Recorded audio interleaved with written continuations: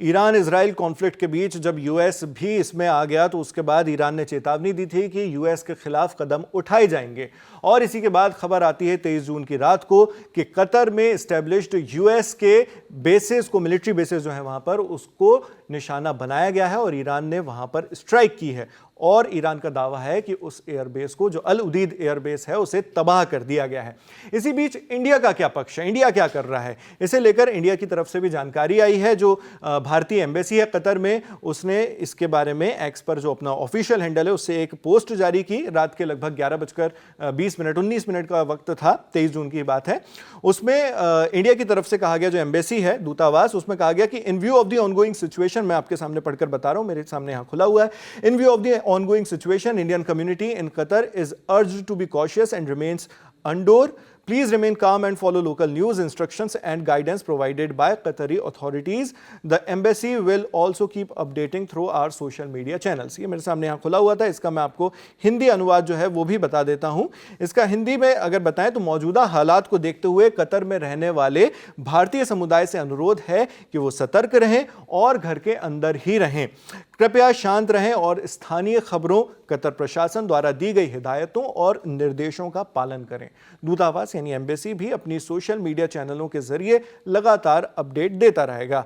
ये जो Indian embassy Qatar में मौजूद है, दोहा जो कतर की राजधानी है, वहां से ये जारी की गई है सूचना। और इसके अलावा जो फ्लाइट्स को लेकर है उसमें भी एक अपडेट आई है। जो एयर इंडिया एक्सप्रेस है उसने इसके बारे में एक ऑफिशियल स्टेटमेंट दिया है और उसमें जो कहा गया है वो मैं आपको एक बार पढ़कर बता देता हूं। उसमें कहा गया है कि मिडिल ईस्ट यानी वेस्ट एशिया में चल रही स्थिति और कतर के एयरबेस के बंद होने के कारण एयर इंडिया एक्सप्रेस ने कोच्चि से दोहा जाने वाली अपनी फ्लाइट को मस्कट डाइवर्ट कर दिया है और कन्नूर से दोहा जाने वाली फ्लाइट को वापस बुला लिया है। हमारी कोई और फ्लाइट कतर के लिए नहीं है। एयर इंडिया एक्सप्रेस का कोई भी विमान कतर में जमीन पर नहीं है। हम हालात पर लगातार नजर रख रहे हैं और अपने मेहमानों, जो गेस्ट होंगे, पैसेंजर्स होंगे और क्रू की सुरक्षा के लिए सभी जरूरी कदम उठा रहे हैं। संबंधित अधिकारियों से सलाह भी ली जा रही है। उन्होंने कहा कि हम उन परेशानियों के लिए खेद जताते हैं जो हमारे नियंत्रण, हमारे कंट्रोल से बाहर की परिस्थितियों के कारण बनी हैं। हम अनुरोध करते हैं कि यात्री अपने संपर्क विवरण, जो उनका कॉन्टैक्ट डिटेल्स है, उसको अपडेट करते रहें और रियल टाइम जो भी अपडेट्स हमारी एयर इंडिया एक्सप्रेस.com की वेबसाइट पर आ रही है वो आप देखते रहें। तो ये एयर इंडिया की तरफ से, एयर इंडिया एक्सप्रेस जो है उसकी तरफ से बयान जारी किया गया है, यानी कतर की तरफ जाने वाले विमान पर रोक लगा दी गई है।